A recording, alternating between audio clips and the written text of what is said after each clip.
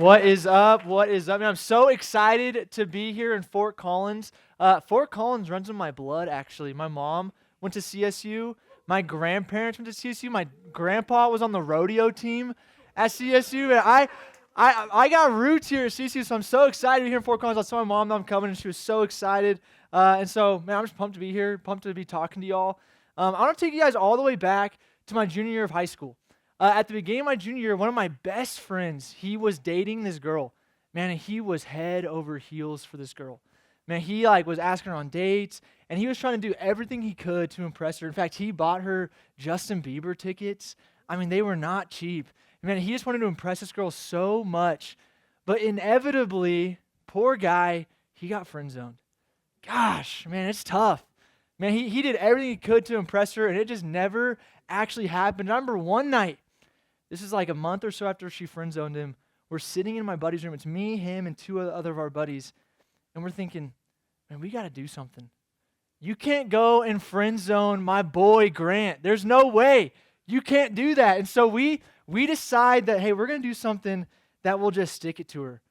Man, she needs to know that this is not okay. You can't be friend zoning my boy Grant. And so we go to Walmart and we pack up all the toilet paper we can get.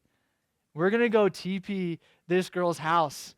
And so we get all the supplies, we pack it up in the car, we drive to her house, and it's like 1 a.m., and we are just launching toilet paper everywhere. And we're getting all over the trees, in the bushes, all over the yard. And I actually grabbed one thing from Walmart, and I didn't know if I was going to use it, and I grabbed it, and I held it in my hand. It was a bottle of Hershey's chocolate syrup. And I was like, man, should I do it? Should I do it? I mean, I'm looking at a pristine white brick mailbox, white brick home. I've got a bottle of Hershey's chocolate syrup. I'm like, man, should I do it? And I said, of course. I flipped the top off and I start dousing chocolate syrup all over this beautiful, pristine brick mailbox and brick house. I'm going and spraying it all over their driveway. I come to find out a few days later that I stained their mailbox, like straight up. But I think about this group of guys and I just think, man, we have the craziest stories ever.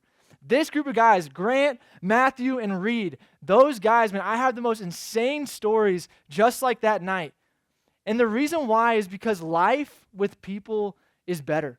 I'm sure so many of you guys have felt that. Maybe you're in a club on campus, in a fraternity, in a sorority, and you just realize, hey, doing life with people is better. And that's why I love this room so much. That's why I love things like StuMo, where you can come together as a group and do life together. And so many of you in this room are just wanting to take some major steps in your faith, especially with people. But maybe you're in this room and you want to grow in your faith and maybe you feel alone. Maybe you're not sure how. Maybe you just have so many questions about faith. You're not sure where to go. Maybe you've been trying and you're just not sure, man, is this faith thing really working for me? Maybe you're in that point, or maybe you're at that point in your life right now. And if you feel like any of those things are true, I want you to know that you're in the right place. And I have felt every single one of those things when I have been trying to pursue faith. I felt alone. I feel like I have nowhere to go for answers. I feel like I have no one around me that's trying to grow in my faith as well, at least at the level that I'm trying to grow in my faith. Maybe you're feeling that, and I want you to know you're in the right place. And today I want to give you the difference maker in growing in your faith. I want to give you the main thing that I think just accelerates your growth in faith. And so as I said before, life with people is better. But I think today I want you guys to know that pursuing your faith with people is better as well. Pursuing your faith with people is better. And so today I want to give you 3 benefits to pursuing your faith with people. 3 benefits to pursuing your faith with people. And so the first benefit to pursuing your faith with people wrong direction, is resilience. Resilience. Back in I think it was 1994, there was a guy named Derek Redmond. Derek Redmond was a star athlete. He specialized in the 400-meter race in track, and he was an absolute stud. He was from Great Britain. He actually had the Great Britain record for the 400-meter race. He had trained his entire life for one thing, the Olympics. Man, he wanted to be in the Olympics so bad. He went to the qualifiers and he qualified. He was in the quarterfinal race and he won the quarterfinal race to get in the semifinal race. And in the semifinal race, man, disaster struck. The gun went off and they started running, and about 200 meters in, he just completely tore his hamstring. And this is the record holder for Great Britain. He was favored to win the 400 meter, and at the 200 meter mark, he tore his hamstring. And the camera, it pans to all the rest of the racers finishing, and then it goes back to Derek Redmond, and Derek Redmond is on the ground. He's trying to get up, and all he wants to do at this point is finish the race. And so he's running and running. He's limping as he's trying to get there, and at some point, he stops, and he just can't go anymore. But the next scene is incredible. The camera pans back to the winning racer, and then it pans back to Derek Redmond, and this is what the camera sees. That's Derek Redmond's dad. You see, Derek Redmond's dad jumped over the fence, ran onto the track with security guards trying to stop him, and he went right through security guards, he went right to his son. He put his son's arms around his shoulder, and he carried Derek Redmond all the way to the finish line. Why? Because that's all Derek Redmond ever wanted.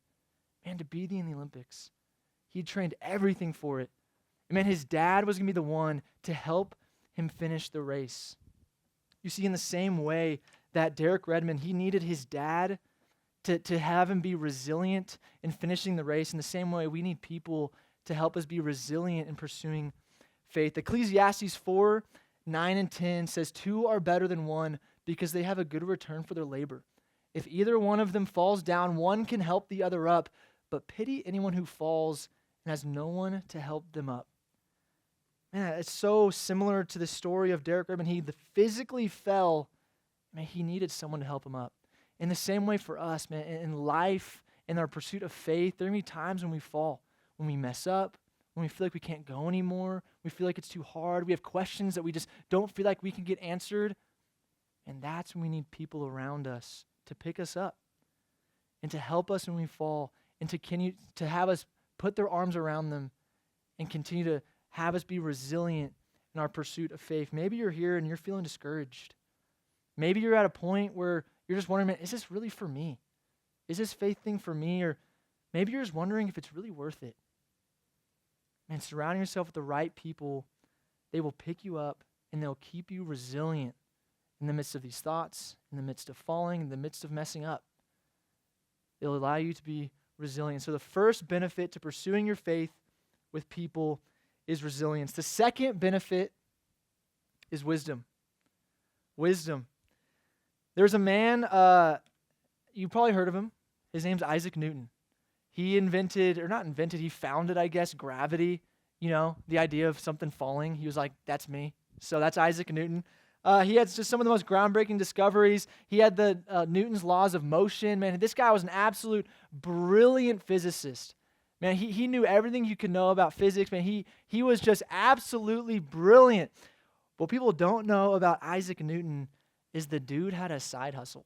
I don't know if you guys knew this. Discovering gravity doesn't pay the bills. So he had a side hustle to try to make some money, and his side hustle was alchemy. I don't know if any of you guys know what alchemy is. It's pretty much like wizardry alchemy.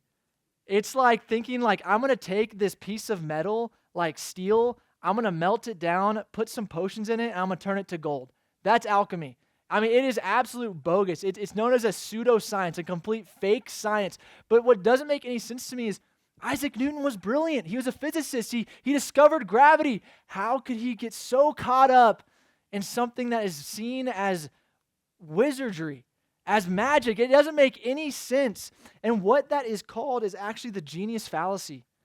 You see, this is really common with really brilliant people, as they have blind spots in their knowledge. The genius fallacy is this assumption that someone who is incredibly knowledgeable in one area, well, they must be incredibly knowledgeable in all areas. And the thing is time after time after time, it's not true. You see, just having knowledge is not good enough. You see, Isaac Newton had a ton of knowledge, but it wasn't good enough. You see, what pursuing your faith with people actually gives you more than knowledge. It's more than just understanding a lot about faith, but it's actually having wisdom. And here's what true wisdom is. It's being able to actually apply what you know. So pursuing your faith with people will not only help you understand God more, but it'll also help you see, how do I actually apply these things that I know? Proverbs 13:20 says this. It says, whoever walks with the wise becomes wise, but the companion of fools will suffer harm. Man, I love this verse so much because it says, man, if you walk with people who are wise, walk with people who know the Bible and know how to apply the Bible, and you spend time with those people, what's going to happen is you will become wise. But the opposite is also true.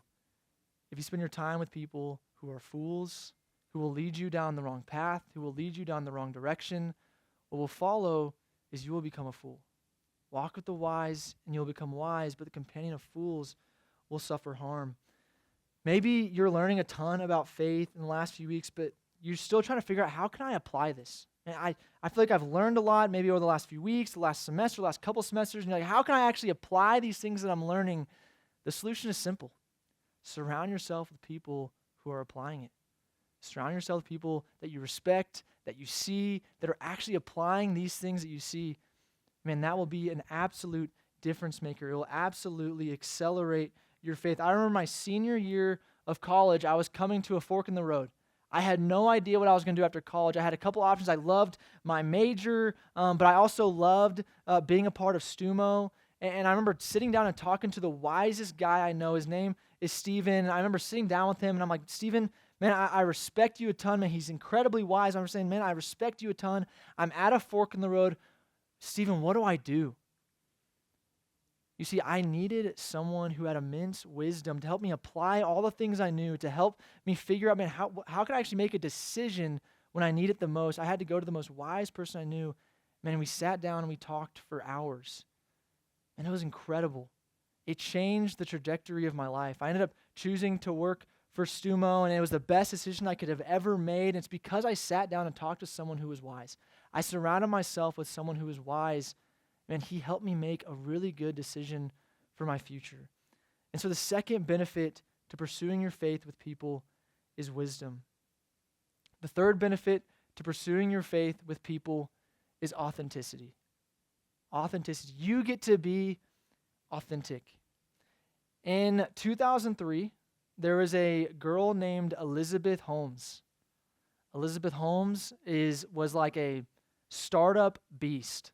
She was an absolute stud. She started a company called Theranos, and Theranos was a medical company that created a machine that with just a few drops of blood, she could see any kind of disease or issue you could have in your body. It was incredible. It was groundbreaking technology. It was absolutely amazing. She was known as like the Steve Jobs of the medical world. In fact, this is what she looked like. She's like the wannabe Steve Jobs. I mean, just look at her. I mean, she got the turtleneck. I mean, it's incredible. In 2015, her company was valued at $9 billion. And she was amazing. But you've probably never heard of Elizabeth Holmes, and you maybe have never heard of Theranos, and I'm sure you've been to a CVS or a Walgreens, and I'm sure you've never even seen this machine that I'm talking about. And here's why, because there's one tiny thing, one small thing that was holding Elizabeth Holmes back from changing the world. That one thing is that it was a complete lie. It was a complete lie. The machine that she said could do what she said it could do was fake. It could not do that. She never created a machine that could take drops of blood and find any kind of disease you have in your body. It was all a lie. She was fake. And so because of that, a year later, Forbes came out and they revalued her company at $0. She is sitting in prison right now. She's a fraud. She was not authentic, and because of that, it had major consequences for her life. And in the same way for us, man, not being authentic can be harmful for us. Obviously not to a point of prison, but it can be harmful for us in the sense that, man, we hide things and we hold on to things. We hold on to anger and bitterness, and there are things that will bottle up, and there are things that, man, if we don't actually are able to talk to people about it, there are things that can really hurt us in the long haul. And I have felt that to be true in my life as well. And James 5:16 actually says, therefore confess your sins to each other and pray for each other so that you may be healed. The prayer of a righteous person is powerful and effective. How amazing is it that when you pursue your faith with people, you have the opportunity to tell people about the way that you fall short, the way that you have anger or bitterness, the way that you've messed up. And their response is not, man, turn their back on you. The response is not judgment, but the response is they pray for you. And what ultimately ends up happening is you get to be healed from that. Man, that's incredible. That's amazing. Man, that is the benefit of pursuing your faith with people, is that you can actually be authentic. I remember my freshman year sitting in the same seats y'all are. I mean, at University of Arkansas, I remember sitting at a StuMo night, and I remember thinking, I'm a fraud. Man, if people in this room knew everything about me, they would reject me. If they knew the things that I did, if they knew the things that I said, man, they wouldn't even want me in this room. Man, I'm so thankful that I actually got more plugged in with StuMo, because what started happening is over the course of the next few years, I would meet with guys weekly for the purpose of being real, for the purpose of confessing sin, for the purpose of telling them the ways that I fell short. And it's the most free I'd ever felt. I got to be real and authentic. People would be praying for me. It was the most amazing thing that I could have ever done. I got to be real. Man, I look around the world today, I look around the college campus today, and what I see is a lot of people who are afraid to be authentic, who are afraid to be real. That's not true when you pursue your faith with people. You get to be authentic. You get to be real. You have people that truly know you, and they love you unconditionally for it. Man, it's amazing. It's absolutely amazing. And so there's 3 benefits to pursuing your faith with people: resilience, wisdom, and authenticity. I want you to discuss people around you. Hey, which of the 3 do you need right now and why?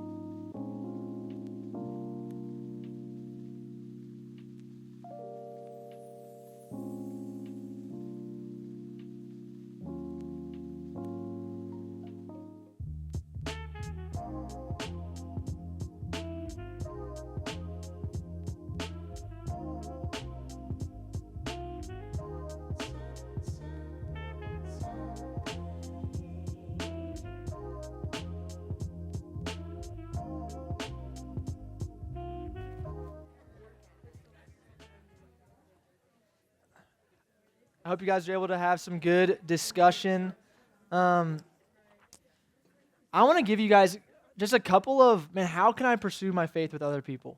Because obviously, man, I really believe this, and I hope that you guys see it as well, that pursuing your faith with people is better. Pursuing your faith with people is better. And so I want to give you guys a couple of just kind of how-tos. Man, how can I pursue faith with others? And they're really simple. But one is to find someone to grow in your faith with, and I want you to tell them. I want you to tell them. It's more than just being like, oh, like I really respect that guy's, like I want that guy's faith or that girl's faith. Like I want to grow with them. But actually go up to them and be like, hey, I want to do this thing together. Like let's meet up consistently and let's read the Bible together, or let's pray together, or let's talk about faith together. I want you to actually find someone that you want to grow in your faith with, and I want you to tell them. And that is a phenomenal way to just start pursuing your faith with other people. And the second one is really simple, and it's plug into this community. And we're going to talk about a cool opportunity this summer and even just into the fall and into the spring. Man, there's so much opportunity to really plug into this community. Man, with StuMo nights and different events that are going on, really prioritize it and meet people in this room. Try to meet someone you've never met before. Really plug into this community, because this is a group of people that are trying to pursue their faith. You don't find that everywhere on this campus. It's a really rare thing to have a group of people that really want to prioritize faith. And this room does it. And so plug into this community. So one, find someone to grow in your faith with and tell them. And two, plug into this community. And those are the two best ways on how you can start pursuing your faith with other people. My friends in high school, and we were absolute punks. I mean, I stained this brick mailbox, and we have more stories of just kind of doing vandalism left and right. I mean, we were absolute punks, but gosh, they just made life better. They made life better. High school was so much fun with these guys. Even in college, I'm still friends with every single one of these dudes because, man, they just made life better. In the same way, pursuing your faith with people is better. You know, a wise man once told me, he said, if you want to go fast, go alone. But if you want to go far, go with others. If you want to go fast, go alone. But if you want to go far, go with others. It's the same way of pursuing faith. If you want your faith to last more than just the semester, more than the year, if you want it to last for a long, long time, pursue your faith with others. Pursue your faith with people. Thank you, guys. Thanks for letting me come talk to y'all.